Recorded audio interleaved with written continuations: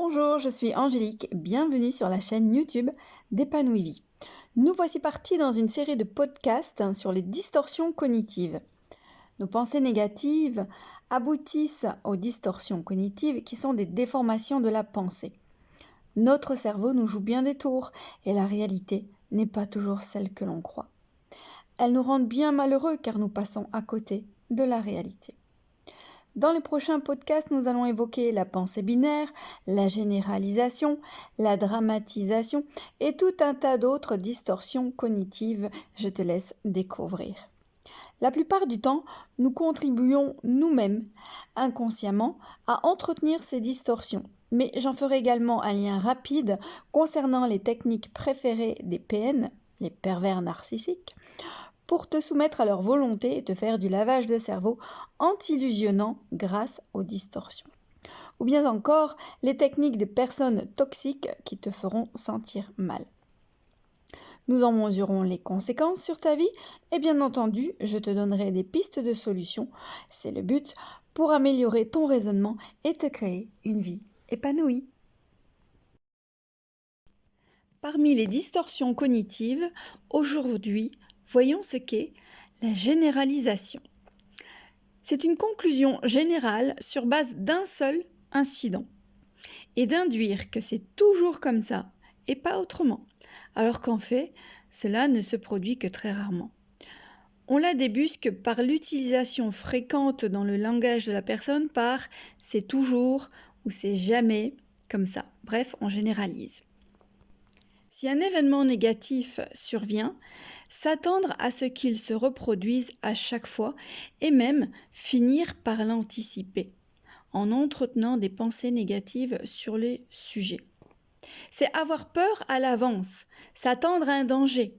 Entretenir cette pensée, c'est donner du pouvoir à ce qui va devenir, à force de répétition mentale, une croyance limitante. Ici, les pensées négatives entretiendront surtout le sentiment de peur que cela arrive puisqu'on s'attend toujours au même résultat. Dès lors, figé par la peur et les incertitudes, on a des difficultés à prendre des décisions.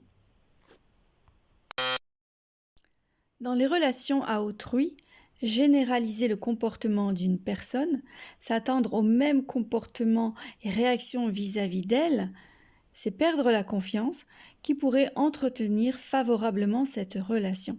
Et c'est émettre d'office un jugement contre elle sur base d'une seule expérience où ça s'est mal passé avec cette personne. Vous généralisez.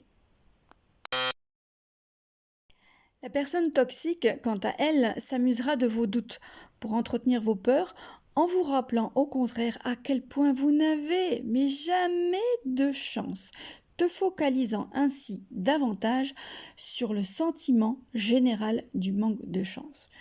Penses-tu que cela part d'un bon sentiment ? En tout cas, s'exposer à la vie d'une personne toxique ou négative ne t'aidera pas à réaliser tes choix. Lorsque tu prends conscience que tu es dans des généralisations, pose-toi une question. Est-ce que c'est vraiment toujours comme cela que ça se passe ? Allez, sois objectif. Si tu y mets de la bonne foi, tu vas certainement trouver des situations où tout s'est déroulé pour le mieux. Et que chaque fois que tu as généralisé et anticipé, en réalité, tu t'étais trompé. Tu peux également essayer de trouver des exemples autour de toi où ça se passe très bien. Tu peux aussi relativiser et imaginer des dénouements favorables. Car le cerveau ne fait pas la différence entre la réalité et l'imagination. En faisant cela, plutôt que d'entretenir tes peurs, tu inverses le processus. Tu te crées des émotions positives et plus enjouées pour te mettre en route de manière plus enthousiaste. Pour être tenu au courant dès qu'un outil de développement personnel est mis à ta disposition, abonne-toi bien sûr. Pour soutenir ma chaîne et faire grimper les algorithmes, pense à liker. Tous ces outils, ces sources d'informations, fais-en profiter le plus grand nombre en partageant.